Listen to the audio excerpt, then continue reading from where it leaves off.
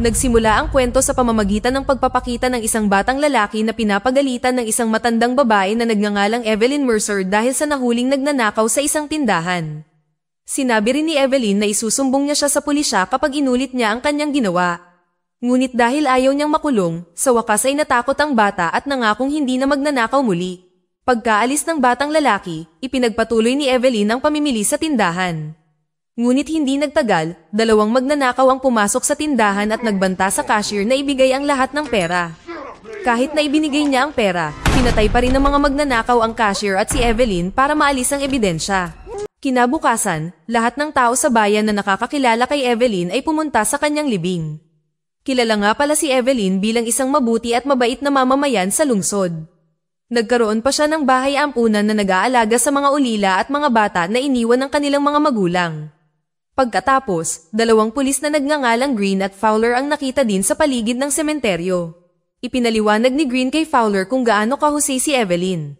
At ang malupit pa, bukod sa husay ni Evelyn ay may 4 siyang ampon na itinuturing niyang mga anak na napaka-brutal at masuwayin sa batas. Ang 4 na anak ay sina Bobby, ang unang anak na kilala na napakalapit sa mundo ng krimen. Ang pangalawa ay si Jerry, na tumalikod mula sa mundo ng gangster at ngayon ay nabubuhay bilang isang matagumpay na negosyante. Ang pangatlo ay si Angel, na nakatira sa labas ng lungsod. At ang huli ay si Jack, na siyang bunsong anak ni Evelyn. Hindi nagtagal, nilapitan ni Bobby sina Green at Fowler, na childhood friend pala ni Green. Alam na niya ang lahat ng mga galawan ni Bobby. Samantala, hindi nagustuhan ng misis ni Jerry na si Camille ang presensya ni Bobby dahil natatakot siyang muling maging kriminal ang kanyang asawa. Ngunit tiniyak ni Jerry sa kanya na siya ay tunay na tumalikod na sa criminal world. Sa gabi, bumisita sina Bobby, Jerry, at Jack sa bahay ng kanilang ina upang gunitain ang pagpanaw nito. Doon ay nakasalubong din nila si Angel na kada dating lang. Sa bagay, kara-rating lang niya from out of town. Pagkatapos, pumasok silang 4 sa kani-kanilang silid at inalala ang lahat ng alaala nila noong bata pa sila noong pinalaki sila ni Evelyn. Tapos si Bobby, na panganay na anak, ay nagsimulang tumulo ang kanyang mga luha dahil wala na ang kanyang ina na mahal niya.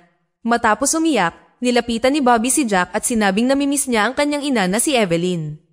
Hindi niya inaasahang mamamatay ang kanyang ina ng ganito kalupit kahit na mabuting tao ang kanyang ina.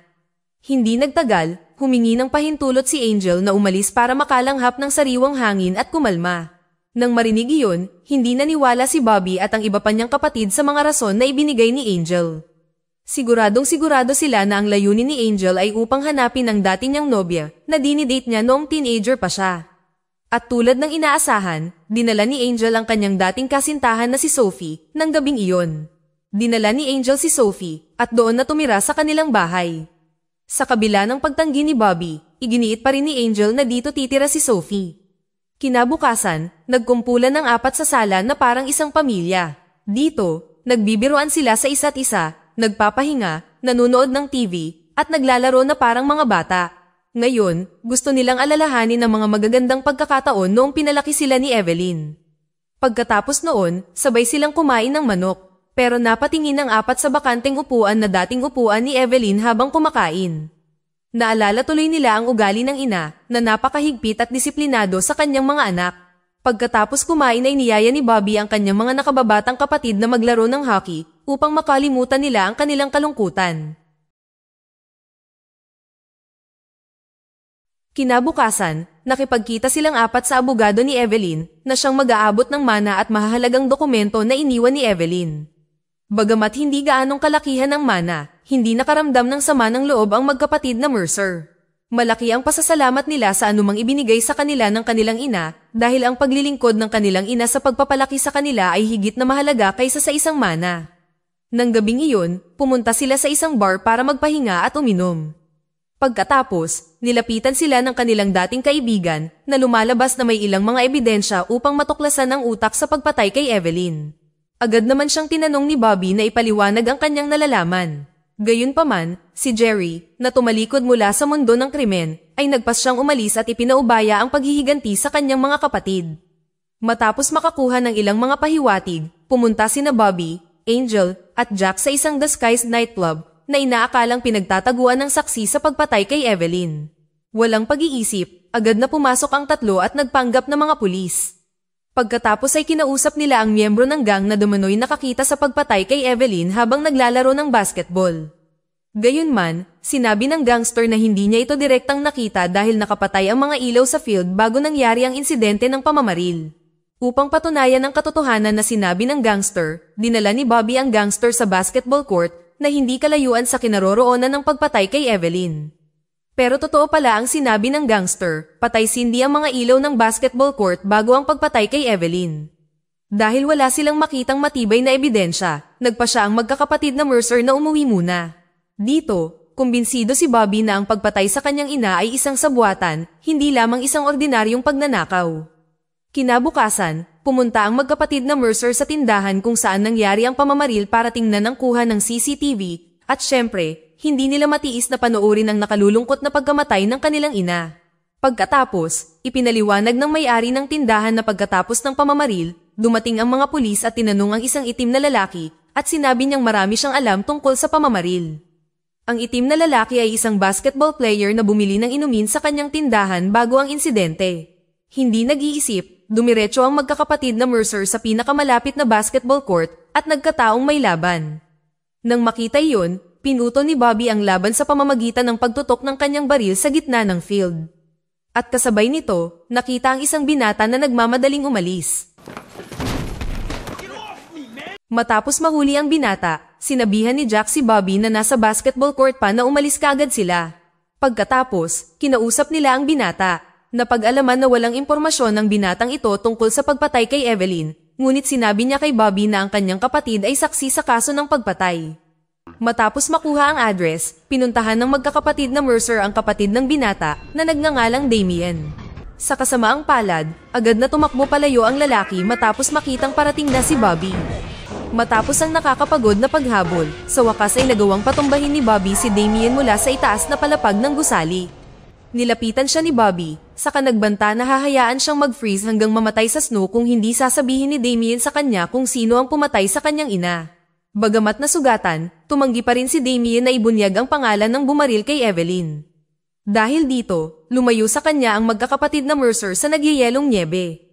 Dahil sa lamig, tuluyang sumuko si Damien at nagbigay ng clue tungkol sa isang kakaibang lalaki na nasa kasino. Ayon sa kanya, siya ang pumatay kay Evelyn. Pagdating sa kasino, nakita ni na Bobby, Jack, at Angel ang lalaking tinutukoy ni Damien. Ngunit sa kasamaang palad, may dalang baril ang lalaki at pinaputokan si Bobby.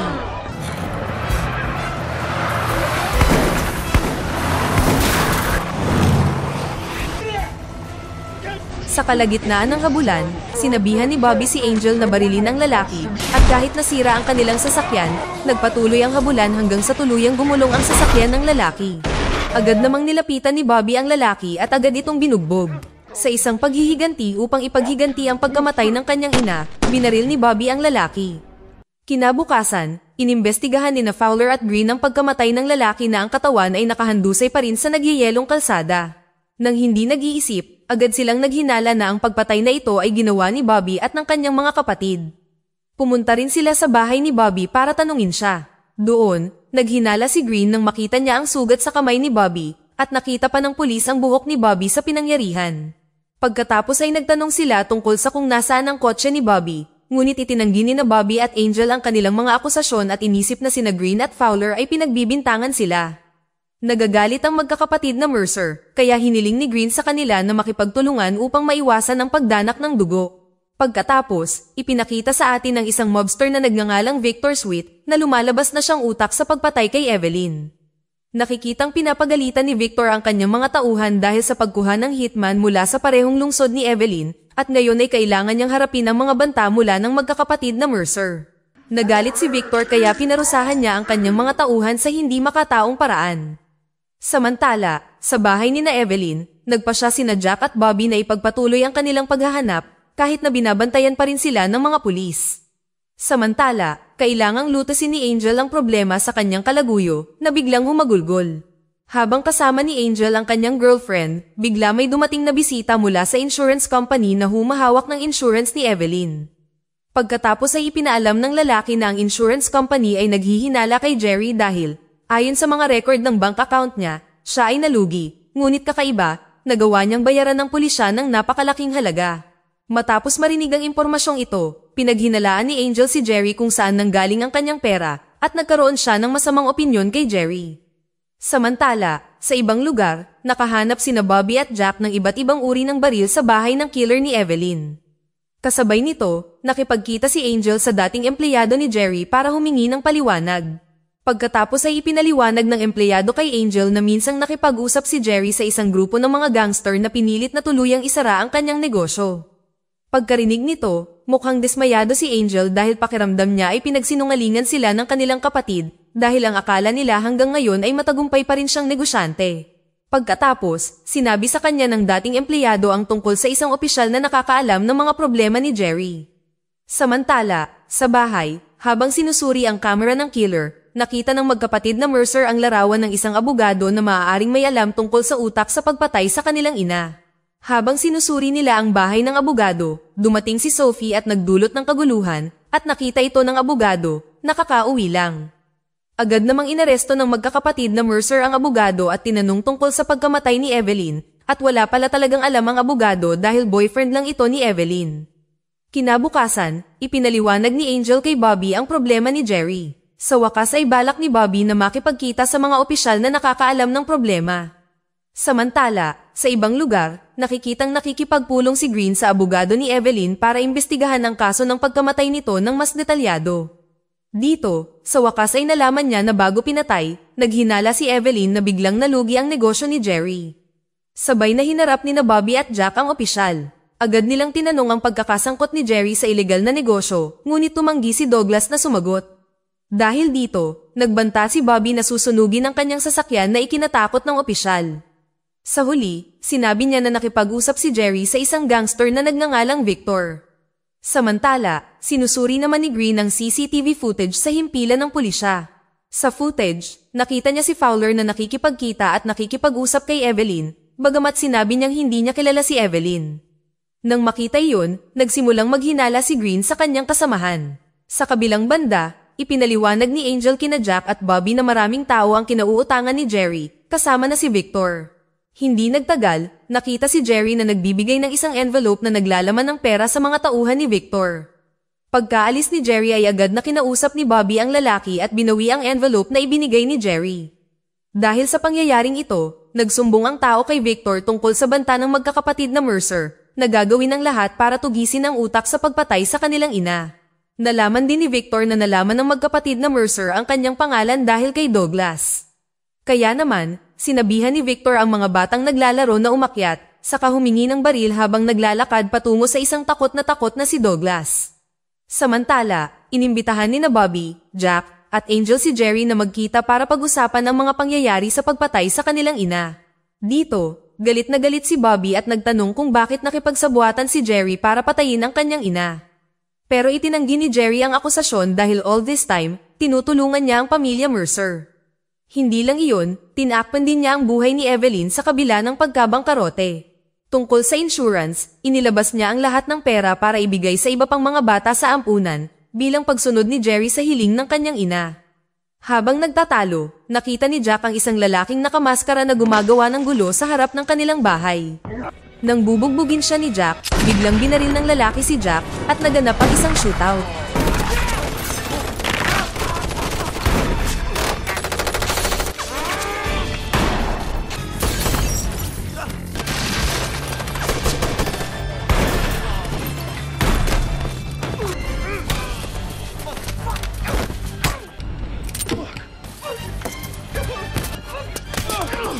Bagamat nagawa ng magkakapatid na Mercer na itaboy ang mga umaatake, si Jack, na may tama na bala, ay hindi na nakaligtas. Biglang nagalit at nalungkot si Bobby dahil kinailangan ng kanyang bunsong kapatid na sundan ang kanyang ina. Pagkatapos ay tinanong ni Bobby ang isa sa mga nakaligtas na gunman. Bago binaril, inamin ng gunman na nakatanggap siya ng utos na patayin si Bobby mula kay Victor. Matapos ang insidente, dumating sa lugar si Green at iba pang mga pulis. Nagsorry si Green sa pagdating niya doon at hindi niya napigilan ang insidente. Pagkatapos ay ipinaliwanag ni Green sa magkakapatid na Mercer na iniulat ni Evelyn si Victor sa pulisya na may katibayan ng krimen na ginagawa niya. Bukod dito, nais din ni Evelyn na ipagtanggol si Jerry na ang negosyo ay nabangkarote dahil kay Victor at mga tiwaling opisyal. Ngunit sinabi ni Fowler kay Victor ang tungkol dito, kaya iyon ang dahilan kung bakit si Evelyn ay pinuntirya ng mga gangster. Bago umalis si Green, sinabi niyang huhulihin niya si Fowler gamit ang kanyang mga kamay. Pagkatapos ay pinuntahan ni Green si Fowler na naglalaro ng bilyar sa isang bar. Walang gaanong usapan, agad na hinampas at kinuha ni Green ang police badge ni Fowler dahil ayon sa kanya, walang karapatang magsuot ng badge ang mga tiwaling pulis tulad ni Fowler. Ngunit sa kasamaang palad, nang makikipag-ugnayan na si Green sa kanyang mga nakatataas, bumangon si Fowler at agad siyang binaril. Sit down, officer down! Request backup immediately! Matapos ang pagkamatay ni Jack at Green, nagpa siya ang magkakapatid na Mercer na maghiganti kay Victor sa kanilang paraan. Pagkatapos ay pumunta si Jerry sa isang tauhan ni Victor, nakilala niya, at humingi ng pagkakataong makatrabaho muli si Victor. Gayunpaman, ito ay isang bitag na pinlano ng magkakapatid na Mercer. Ang punto ay tatapusin nila sina Victor at Fowler bago sila muling umatake. Long story short, nanghiram si Jerry ng pera sa bangko para gawing pain para makipagkita sa kanya si Victor. Samantala, makikita ang mga tauhan ni Victor na naghahanda para sa tagpuan. Sa ibang lugar, nakipagkita si Angel sa isang bata na naglalaro ng baseball mag-isa at hinikayat siya na tumulong na maghatid ng food box sa bahay ni Fowler para linlangin ang tiwaling pulis. Pagkatapos noon, pinasok ni Angel ang kanyang bahay at agad siyang sinakal gamit ang isang plastic bag. Hindi nagtagal ay dumating na ang mga tauhan ni Victor sa tapat ng bahay ni Jerry, ngunit hindi agad binuksan ni Jerry ang pinto. Kasabay nito, tinawagan ni Angel si Bobby at kinumpirma na nahuli niya si Fowler. Matapos kumpirmahin iyon, sa wakas ay lumabas si Jerry upang makipagkita sa mga tauhan ni Victor at dinala nila ito sa lugar ng transaksyon.